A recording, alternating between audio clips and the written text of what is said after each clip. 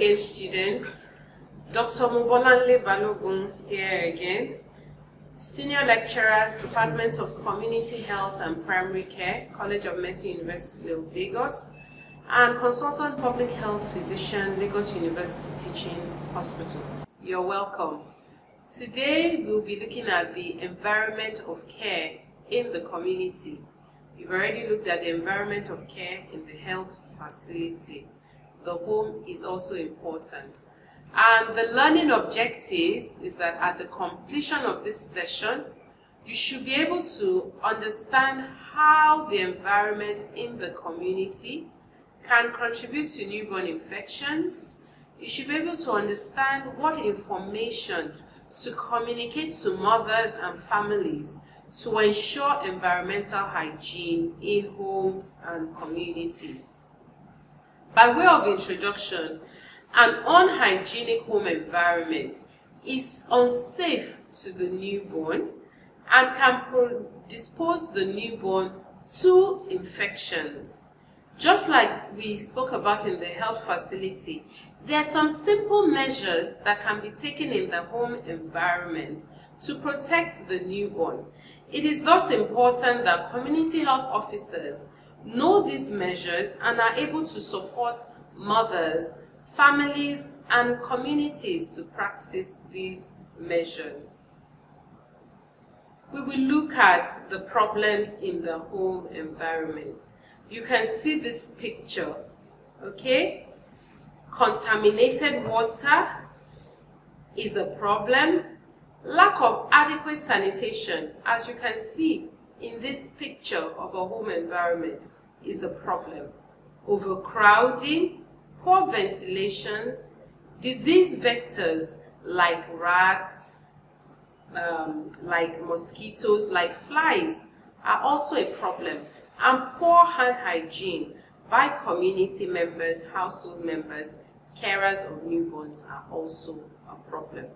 We will talk about things that can be done with the water, with household water, okay? There's adequate treatment and safe storage that we need to know about for household water. When we talk about the treatment and storage of household water, there are certain points that we look at, and we look at them one by one. Source protection, sedimentation, filtration, disinfection, and safe storage. For source protection, now at the community level, there are certain things that community members need to watch out for regarding the source of the water. Okay? Regular cleaning of the area around the water source, be it a pump, tap, or well, is very important. Making sure that latrines are far away and downstream from water sources. If you have latrines that are too close, it can contaminate groundwater, okay? And then we'll be drinking, the community members will end up drinking contaminated water. Building fences to prevent animals from getting onto open water sources is also a form of source protection. Lining of wells to prevent surface water from contaminating groundwater is also important. We need to ensure that they build proper drainage for wastewater around the taps and the wells so that wastewater can move away and not contaminate the drinking water sources. Sedimentation is the next thing I want to talk about. Sedimentation is a physical treatment process used to reduce the turbidity of water. You can look at this picture. It shows different stages of sedimentation, from the darker to several hours, sometimes days after the water has just been kept, just for the sand, clay, and other materials to settle. Okay? This process of sedimentation can be accelerated through the use of coagulants, such as the use of alum, or flocculants, such as moringa seeds.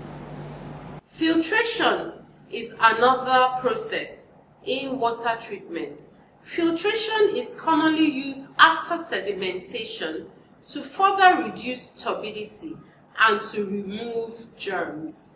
It is also a physical process like sedimentation, and it involves passing water through filter media. We have different types of filter media. The commonly used ceramic candle filters, they are used in a number of homes, is one type.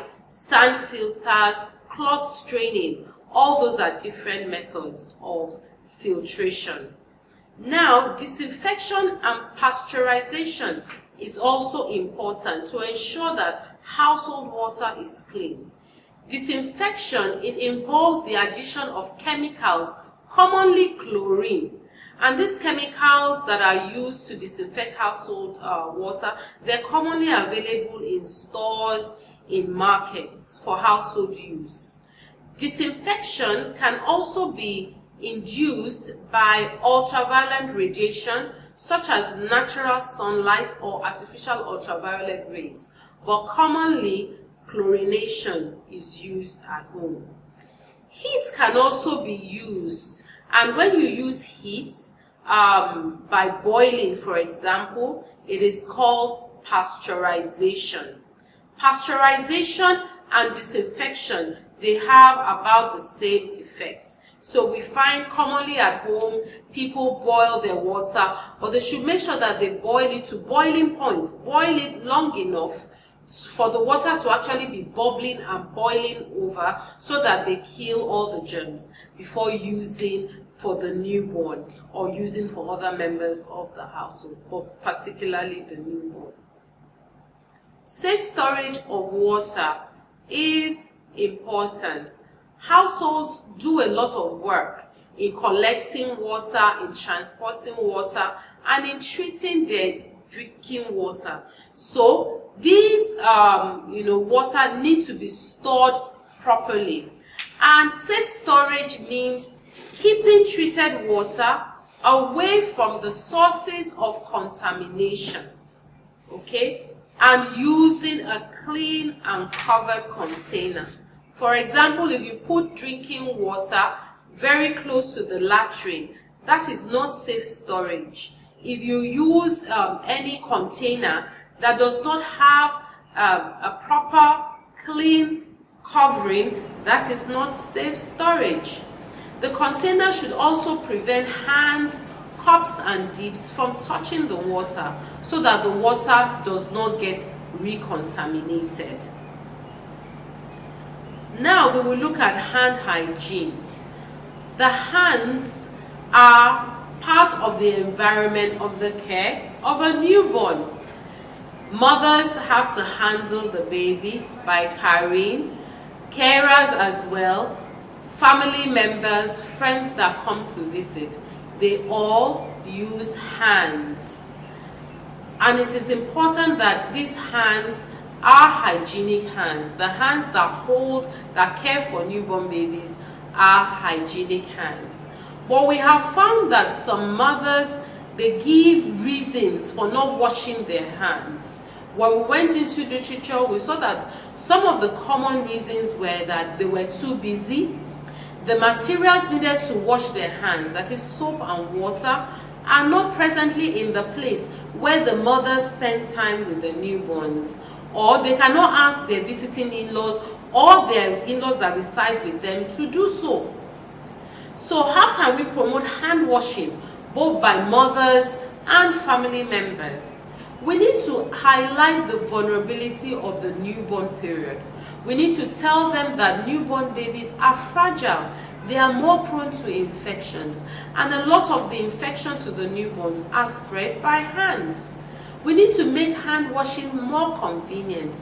Let them have water, safe water, close to where they are caring for their babies, rather than far away, because that would discourage hand washing. Make hand washing a social norm. Let it be seen as part of a loving, nurturing behavior. As in some cultures, you show love by kissing. Everybody knows if you kiss or peck or sing. In some culture, you are demonstrating love.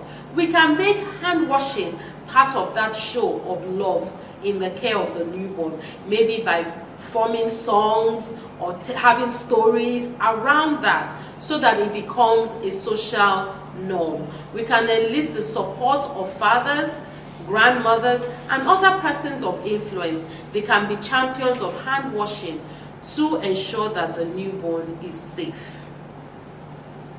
Now, there's some moments where hand washing is important when caring for the newborn. Okay, a mother, before holding, or a carer, or any family member, before holding the newborn, they should wash their hands. That's an important time to wash the hand.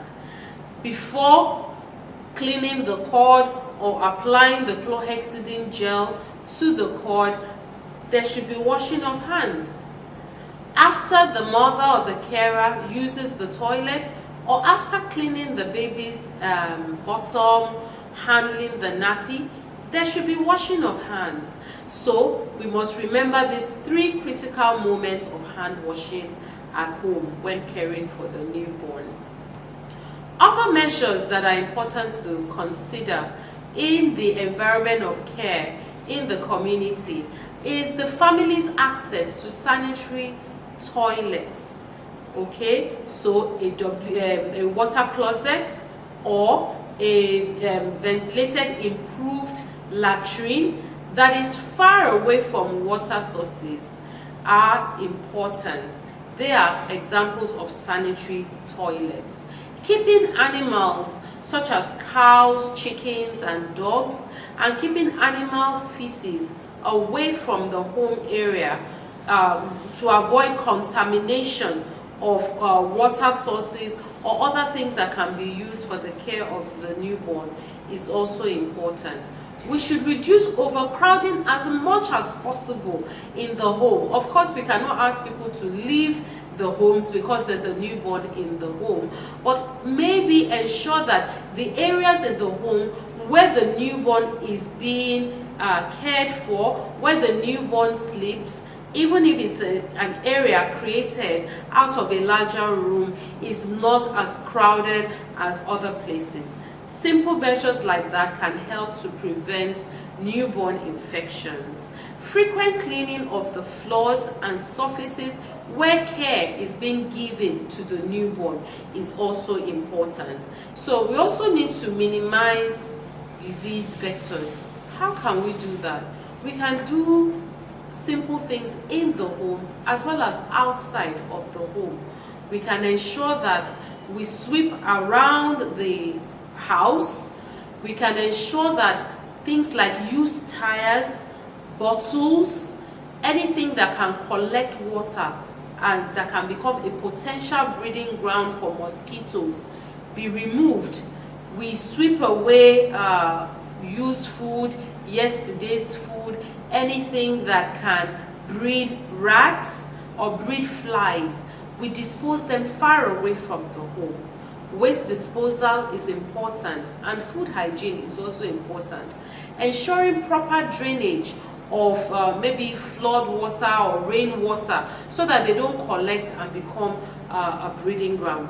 Use of insecticide treated bed nets are very important in pregnancy, after pregnancy, for the use of the newborn, very critical. Screening of the windows can also help to ward off mosquitoes, flies, and rats. We can also ensure that the clothing of the newborn, what we use, what we wear for the newborn, the wrappers and all of that are very clean at all times. In conclusion, the home environment of a newborn, if unhygienic, can be a source of newborn infections. There is often poor awareness amongst mothers and community members about the link between the environment and newborn infection. That is why it is important that the CHO helps to make this link for them by providing education as well as support to the community to improve environmental hygiene for the well-being of the newborn. So we have come to the end of this lecture. There's a practical session that is attached to this. You can pair up with a classmate and role play health education to community members on environmental hygiene to prevent newborn infections. Don't forget to complete your assignments. Thank you very much for your time.